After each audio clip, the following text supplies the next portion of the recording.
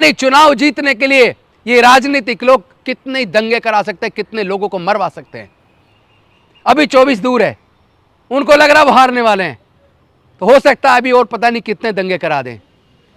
लेकिन हमारा एक उद्देश्य बन गया आज, हम अपने दलितों में और आदिवासियों में और पिछड़े वर्ग के अंदर जाकर इतनी जागरूकता पैदा करेंगे कि कम से कम SC ST OBC के लोग अपने बच्चों का दंगों में इस्तेमाल ना होने दें। साथियों, ज्यादातर लोग ये समझ लियो 98% लोग सत्ता को, राजनीति को ही सब कुछ समझ रहे हैं। उनको लगता है सत्ता हाथ में आ जाएगी तो पता नहीं क्या हो जाएगा, जबकि ऐतिहासिक रूप से साबित हो गया है कि केवल सत्ता से कुछ होने वाला नहीं है। क्योंकि उस सत्ता को साधने के लिए और सत्ता को चलाने के लिए सत्ता योजना बना सकती है, लेकिन उसका क्रियान्वयन तो ब्यूरोक्रेसी के माध्यम से होता है। और ब्यूरोक्रेसी में किस मानसिकता के लोग हैं उसका नज़र रखना बहुत ज़रूरी है।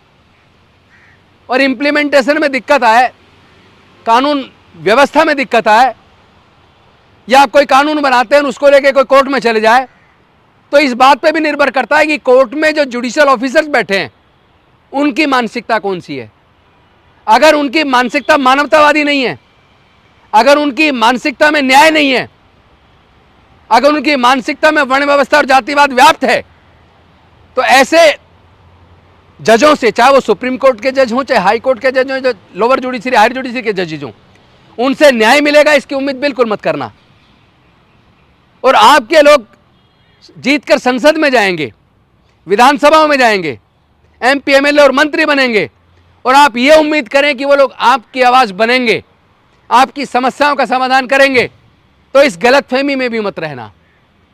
क्योंकि आजकल एक ऐसा चुनावी सिस्टम बन गया है जिसमें पैसा बहुत ज़्यादा रोल प्ले करता है। एक एक चुनाव में करोड़ों रुपए खर्च होता है, और जो लोग वो करोड़ों रुपया देते हैं, तो जिनके पैसे से वो नेता चुनाव लड़ता है, वो पहले ही दिन उनकी गुलामी स्वीकार कर लेता है। अब गुलाम से आप ये उम्मीद करो कि वो आपकी आवाज बनेगा, आपके न्याय के लिए लड़ेगा, तो ये गलतफहमी जितना जल्दी हो सके अपने दिमाग से निकाल दो। ये निकलनी चाहिए। मान्यवर कांसीराम साहब ने जो पुस्तक लिखी अपने जीवन में बहुत महत्वपूर्ण, चमचा युग, तो भाई चमचा चाहे सोने का हो, चमचा चाहे चांदी का हो, चमचा चाहे पीतल का हो, चमचा चाहे सिल्वर का हो, लेकिन ध्यान रहे चमचा अपनी मर्जी से नहीं घूमता। चमचा जिसके हाथ में होता है उसकी मर्जी से घूमता है। और बांटने की भी अगर बात आए तो चमचा जिसके हाथ में, उसे कितना निकालना और कितना किसको देना है, यह भी उस पर निर्भर करता है जिसके हाथ में चमचा है। तो अगर यह महत्वपूर्ण अंतर और समझ आपके अंदर नहीं है, अगर यह समझ आपकी विकसित नहीं हुई है, तो आप लोग न्याय कर पाएंगे, न्याय ले पाएंगे, यह संभव नहीं है। मैं एक बात अपने मुस्लिम समाज के लोगों से भी कहना चाहता हूं, तो इतनी लंबी जिनकी सत्ता हुई, वो इतना डरा हुआ और सहमा हुआ और पिछड़ा हुआ क्यों है?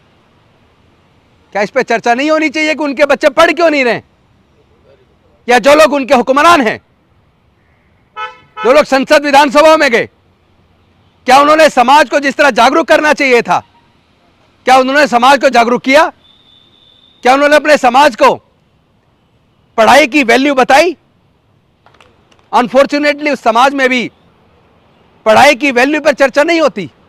यानी पिछड़े वर्ग को, दलितों को, आदिवासियों को, अल्पसंख्यक को अगर इसे जोड़ दिया जाए तो 140 करोड़ में से कम 115 करोड़ है। लेकिन इस 115 करोड़ की ना तो कानून के मंदिर में, न्यायालय में हिस्सेदारी है, ना देश के व्यापार में हिस्सेदारी है, ना देश के प्राकृतिक संसाधनों में हिस्सेदारी है, ना देश की जो असली ताकतें हैं वहां हिस्सेदारी है। और संसद में अगर हिस्सेदारी बनी भी है तो वो पपेट्स की है, वो चमचों की है। चमचे न्याय नहीं करेंगे। आज जो नूह के अंदर दंगा हुआ, कौन कहता किसको नहीं पता था कि यह दंगा होगा? अरे जो लोग पुलवामा के अंदर क्या हुआ सत्यपाल मलिक पूरा खुलासा कर चुके हैं, जो जम्मू एंड कश्मीर के उस वक्त के राज्यपाल थे वो खुलासा कर चुके हैं। यानी चुनाव जीतने के लिए ये राजनीतिक लोग कितने दंगे करा सकते हैं, कितने लोगों को मरवा सकते हैं। अभी 24 दूर है, उनको लग रहा वो हारने वाले हैं, तो हो सकता है अभी और पता नहीं कितने दंगे करा दें। लेकिन हमारा एक उद्देश्य बन गया आज, हम अपने दलितों में और आदिवासियों में और पिछड़े वर्ग के अंदर जाकर इतनी जागरूकता पैदा करेंगे कि कम से कम SC ST OBC के लोग अपने बच्चों का दंगों में इस्तेमाल ना होने दें। और जो बड़े बड़ी कुर्सी पे बैठे नेता हैं या जो बड़ी कुर्सी पे बैठे अफसर हैं या जिनके घरों में मंदिरों का चढ़ावा जाता है, मैं पूछना चाहता हूं, किसी भी दंगों में उनके बच्चे गिरफ्तार क्यों नहीं होते? किसी भी दंगे में उनके बच्चे क्यों नहीं जाते? किसी भी धार्मिक जुलूस में जहां नंगी तलवारें लहराई जाती हैं, वहां उनके बच्चे क्यों नहीं जाते? उसमें दलितों, पिछड़ों, आदिवासियों के बच्चों का इस्तेमाल होता है। तो आप लोग इतने बेखबर क्यों हैं? आपके बच्चे कावड़ लेने जा रहे हैं, उनके बच्चे विदेश में पढ़ रहे हैं, तो तरक्की किसकी होगी? तरक्की उसकी होगी जो दंगों में शामिल नहीं है, जो अपनी पढ़ाई पे गंभीरतापूर्वक ध्यान दे रहा है। जब आप पढ़ेंगे, जागरूक होंगे, तो सत्ता से सवाल करेंगे। और सत्ता को यह पसंद नहीं कि कोई उससे सवाल करे। उन्हें सवाल करने वाला ना मीडिया पसंद है, ना उन्हें सवाल करने वाले लोग पसंद हैं, ना उन्हें सवाल करने वाले अफसर पसंद है। ब्यूरोक्रेसी में भी देख लेना, जो अधिकारी कानून का हवाला देकर कानून के हिसाब से काम करना चाहते हैं, ऐसे अधिकारियों को उठा के कहीं दूर फेंक दिया जाता है। अभी आपने एक वीडियो देखा होगा बरेली का। बरेली में कुछ कावड़िए, जो SSP का बयान है कि वो नशे में थे, उनके पास कुछ औजार भी थे, वो मस्जिद के सामने ही ढक बजाने लगे। उन्होंने उनको कहा तुम्हारा ये रूट ने दूसरी जगह से आपका रूट है, वहां से निकलिए। वो नहीं माने, SSP को हल्का बल प्रयोग करना पड़ा। शाम तक उस SSP को ट्रांसफर करके कहां लगाया? होमगार्ड में।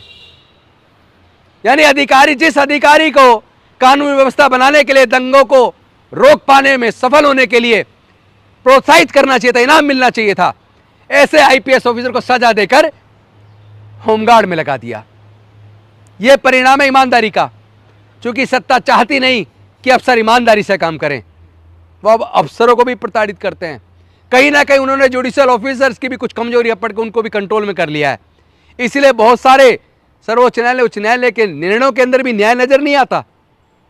तो आप लोग जब परेशान होते हैं, दुखी होते हैं, तो आप लोग फिर कोर्ट जाते हैं। लेकिन अगर कोर्ट में भी न्याय ना मिले तो फिर कहां जाओगे? फिर कहां जाओगे? और उसके बाद बड़े आंदोलन की तैयारी है 3 दिसंबर दिल्ली के रामलीला मैदान में।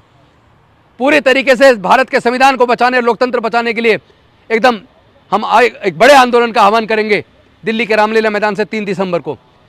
बस एक बात ध्यान रहे, आप लोग कम से कम न्याय के लिए लड़ने को तैयार हो जाओ। अगर आप लोग भी जाति देखोगे और धर्म देखोगे, अगर किसी के साथ अन्याय हो रहा है, अब किसके साथ अन्याय हो रहा है, पहले आप उसकी जाति और धर्म ढूंढोगे, फिर कुछ होने वाला नहीं, कुछ नहीं बदलेगा देश में। आपको यह देखना, अन्याय हो रहा है तो अन्याय के खिलाफ आपको न्याय की लड़ाई को लड़ना है। चाहे वो किसी भी धर्म और किसी भी जाति के व्यक्ति के साथ अन्याय हो, इस लड़ाई को लड़ना पड़ेगा। हमें भारत के संविधान को बचाना है, भारत के लोकतंत्र को बचाना है। वरना यकीन मानिए, भारत का हाल पाकिस्तान, लेबनान, इराक और अफगानिस्तान और सीरिया जैसे होने वाला है। क्योंकि जिस तरह ये कट्टरपन बढ़ रहा है भारत में, कुछ ऐसी ताकतें जो एक पर्टिकुलर धर्म का राष्ट्र बनाने की बात कर रहे हैं। अरे तुम भैया, जिस दिशा में तुम बढ़ चुके हो, ये जो नफरत बढ़ रही है, इस नफरत में देखा नहीं, एक पुलिस वाले ने, रेलवे पुलिस के एक कांस्टेबल ने अपने ASI को और 30 मुस्लिम लोगों को मार दिया, और मीणा समाज के ASI तो उसको मार दिया। मतलब आपने इतना जहर घोल दिया समाज में। जो सरकारी कर्मचारी है, जो पुलिस में है, सेना में है, उसके मन में भी आपने जहर घोलकर उसको भी बांट दिया।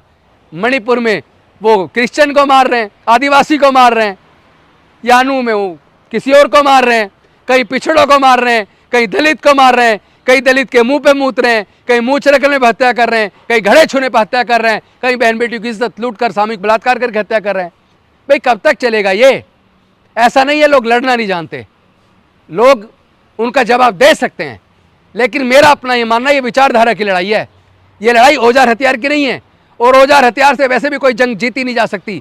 विचार की लड़ाई को विचार से लड़ना होगा, दिमाग से लड़ना होगा, बुद्धि विवेक से लड़ना होगा। और मुझे पूरा यकीन है कि हम लोग बुद्धि और विवेक से, दिमाग से, अपनी काबिलियत से डॉक्टर बाबा साहब अम्बेडकर के बताए रास्ते पर चलकर संवैधानिक तरीके से इस लड़ाई को लड़ेंगे भी और इस लड़ाई को जीतेंगे भी।